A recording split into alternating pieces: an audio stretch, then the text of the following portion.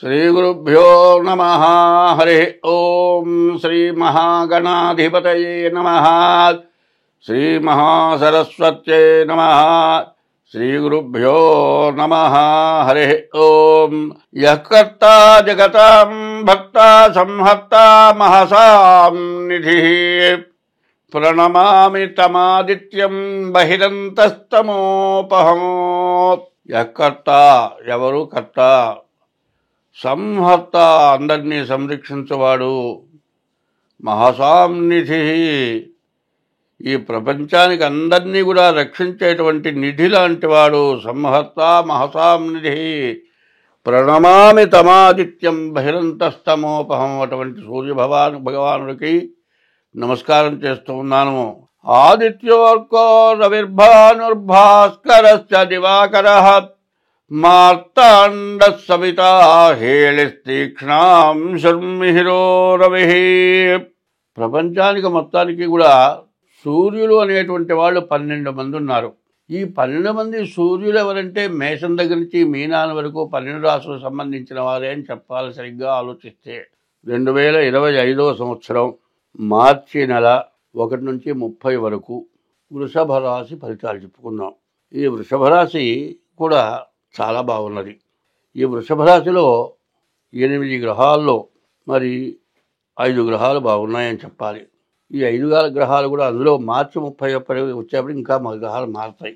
అయితే నెల మొత్తాన్ని కలిపి చెప్పాల్సి వస్తుంది కాబట్టి చెబుతున్నాను.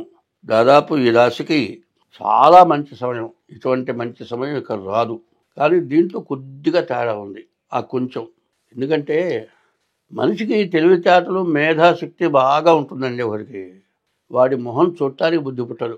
అంత ఘోరమైన అలంకారహీనంగా ఉంటాడు. వాడి మొహం చూడటానికి పిచ్చాడులాగా ఉంటాడు. వీడెట్లా పుట్టాడురా అనుకుంటాం. వాడు నోరు తెరిస్తే నాలుక మీద సరస్వతి తాండవిస్తుంది.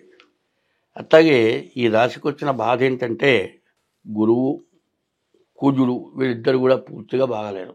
గురువు 1 కుజుడు 2 ఉంటే ద్వాదశాస్తమ జన్మస్థం శని అంగారకో గురు కుర్వంతి ప్రాణ సందేహం స్థానచలనం ధనక్షయం అన్నారు. ఉన్న చోటు నుంచి మానుకొని వెళ్ళిపోవాలి. కుట్లో కానీ ఇంట్లో కానీ వ్యాపారంలో కానీ మానుకొని వెళ్ళిపోవాల్సి వస్తుంది. డబ్బులు విపరీతంగా ఖర్చు అవుతాయి. మరి బతుకు తిరుగు లేకుండా ఇబ్బంది పడతారు. ఈ గురువు కుజుడు వల్ల ఆ సమస్య వస్తుంది. మిగతా గ్రహాలు దాదాపుగా చెప్పాలంటే అన్నీ కూడా చాలా బాగున్నాయి. శని, రవి, బుధుడు, శుక్రుడు, రాహువు, చంద్రుడు, ఈ 6 గ్రహాలు కూడా దాదాపు 11వ రాశిలోకి వస్తూ ఉన్నాయి. చాలా మంచి సమయం. ఇట్లాంటి అదృష్టమైనటువంటి సమయం రావాలి అంటే ఒక 30 సంవత్సరాలకు ఒక్కసారి వస్తుందేమో కానీ అంతకంటే మించి మాత్రం రాదు.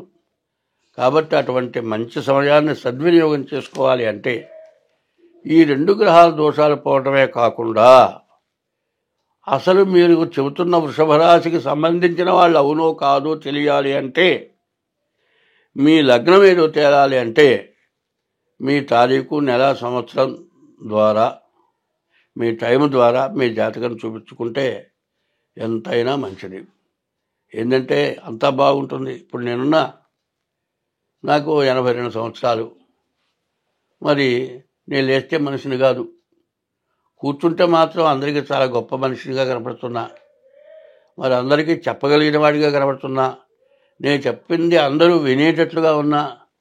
కానీ లేస్తే నడవలేను. ఒక అడుగు వేయాలంటే ఒక ఎరక్క పట్టుకోవాలి మనిషి, మెట్లు దిగాలంటే 2 పట్టుకోవాలి. మరి భగవంతుడు కొన్ని అవకాశాలు ఇచ్చి కొన్ని అవకాశాలు దూరం చేస్తాడు. అట్లాగే ఈ 2 గ్రహాల వల్ల చాలా ఇబ్బందికరమైనటువంటి సమయం కనపడుతోంది. కాబట్టి ముందు మీరు ఏం చేయాలి? మీరు ఇందులో ఉన్నటువంటి సత్ఫలితాన్ని పొందాలి. ఇప్పుడు కూడా మానవుడికి మంచి సమయం ఎట్లా వస్తుందో, ఏ రకంగా వస్తుందో, ఏ రకంగా బాగుపడతారో అనేది ఎవరు గ్రహించలేరు. గ్రహించలేనటువంటి మంచి సమయం, అట్లాగే చెడు సమయం కూడా ఆలోచన లేకుండా జరుగుతుంది. పోతూ పోతూ నడిచే మనిషి ఏం చేస్తాడు? కటికన వెనక్కి పడతాడు, ఎల్లిగా పడతాడు. ఆ తలకాయకి దెబ్బ తగులుతుంది. తలకాయలో నరం ఏదో కాస్త దెబ్బతింటుంది. ఏమీ లేదు, పెద్ద దెబ్బ కనపడలే. కానీ కొన్నాళ్ళు పోయిన తర్వాత తలకాయ నొప్పి వస్తుంది. ఏమిటా అని పరీక్ష చేస్తే ఎక్స్రే తీయాలంటారు. తీరా చూస్తే తల్లో ఒక నరం చిట్లింది. దాని ఆపరేషన్ 25 లక్షలు. దెబ్బ తగిలినట్టు కనపడలా. చెడు టైం అట్లా ఇబ్బంది పెడుతుంది. అదే మంచి సమయం వస్తే ఇంకో రకంగా ఉంటుంది. ఒకడు గుడ్డివాడు పోతున్నాడు కర్ర పట్టుకొని, కర్ర టాలించుకుంటూ ముందుకెళ్తున్నాడు. కానీ రెండో వాడు చూసి అనుకున్నట్ట, అరే వీడు గుడ్డివాడు, ఏమీ ఆధారం లేకుండా కర్ర అట్టట్ట ఆడిస్తూ వెళ్తున్నాడు, నేను కర్ర లేకుండా ఎందుకు పోలేను, కళ్ళున్నవాడిని కదా అనుకుని కూడా బయలుదేరాట. కళ్ళు మూసుకొని బయలుదేరాట. ఈ చెరువు పోయి సందు తిరిగేంత వరకు నేను కళ్ళు మూసుకొని నడుస్తాను. నట్టవాళ్ళు కళ్ళు లేకుండా కర్ర ఆడిస్తూ నడిచాడు. దారిలో పోతూ ఉండగా పరమేశ్వరుడు ఏం చేశాడంటే, వీడు అదృష్టం పరీక్షించాలని చెప్పి బంగారపు మూట పడేశాట. ఈ కర్ర ఆడిస్తూ వెళ్ళేవాడికి కర్రకి మూట తగిలింది. ఆ బంగారం మూట సంకలో పెట్టుకొని వెళ్ళాడు. కళ్ళున్నవాడు కళ్ళు మూసుకొని వెళ్ళాడు.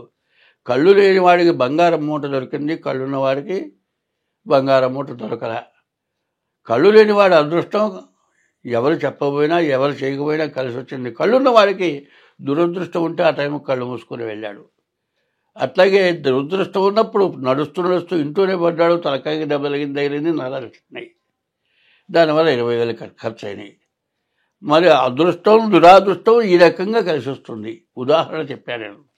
అందువల్ల దురాదృష్టం ఎట్లా ఉందంటే, గురు కుజులు బాగా అట్లాంటి దురాదృష్టంలో ఉన్నారు. కాబట్టి మిగతా 6 గ్రహాలు బాగున్నాయి. కాబట్టి మీ రాశి కానీ మీ లగ్నం కానీ మీరు వెంటనే, ఎందుకంటే ఈ నెల 30 లోపల మీకు బాగా కలిసి వచ్చేటువంటి అదృష్టం బాగా కనపడుతుంది. దీన్ని మీరు సద్వినియోగం చేసుకోవాలి అనుకుంటే వెంటనే మీ డేట్ ఆఫ్ బర్త్ ద్వారా కానీ, లేకపోతే మీ హస్త సాముద్రిక ద్వారా కానీ మీ జాతకం పరిశీలించుకోండి. కళ్ళు మూసుకొని పోయినట్లుగా ఈ నెల మెదలకుండా కూర్చుంటే మీకు వచ్చే అదృష్టాన్ని చెడగొట్టుకున్న వాళ్ళు అవుతారు. కాబట్టి వెంటనే మీ జాతకం చూపించుకొని మీ జాతకరీత్యా మీరు సత్ఫలితాన్ని పొందటానికి ఏవైనా గ్రహాలు బాగుండకపోతే వాటికి తగినటువంటి ఉపశమనం శమనం శాంతి చేయించుకుంటే మీరంతా బాగుపడతారని చెప్పిన ఉద్దేశంతో ఇప్పుడు ఈ వృషభ రాశిని గురించి వివరంగా చెప్పాను. అందులో ఈ వృషభ రాశికి వ్యాపారస్తులు బాగుంది, వివాహం కావాల్సిన వాళ్ళ బాగుంది, డబ్బులు మీరు ఎక్కడి నుంచో బ్లాక్ అయిపోయి రాకుండా ఇక రావని ఆశలు కొన్ని డబ్బులు మీకు రావడానికి సిద్ధంగా ఉన్నాయి. తర్వాత మీ జీవితంలో ప్రతి వారికి కూడా ఒక ఆశ ఉంటుంది. ఆశ ఏమిటా అంటే ఇల్లు కొనుక్కోవాలి, లేకపోతే పెళ్లి చేసుకోవాలి, ఒక వాహనం కొనుక్కోవాలి. ఇది ప్రతివాడి జీవితంలో ఉంటుంది. కనీసం ఒక విమానం కొనుక్కుండేవాడు అనుకుంటాడు, వాడు సైకిల్ కూడా కొనుక్కోలేడు.